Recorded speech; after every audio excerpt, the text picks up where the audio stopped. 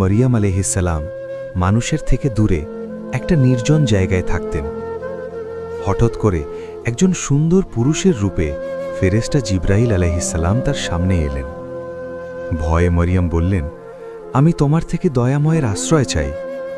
জিবরাইল বললেন, ভয় পেও না, আমি তোমার রবের পাঠানো, তোমাকে একটা পবিত্র সন্তান দেয়া হবে। মরিয়ম অবাক হয়ে বললেন, আমার কোনো স্বামী নাই, তাহলে কিভাবে এটা হবে? জিবরাইল বললেন, আল্লাহ যা চান তাই হয়।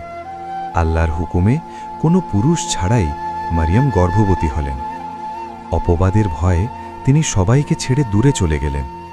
সন্তান জন্মের সময় একা একটা খেজুর গাছের নিচে ব্যথায় তিনি বলে উঠলেন, হায়, আমি যদি আগেই মারা যেতাম।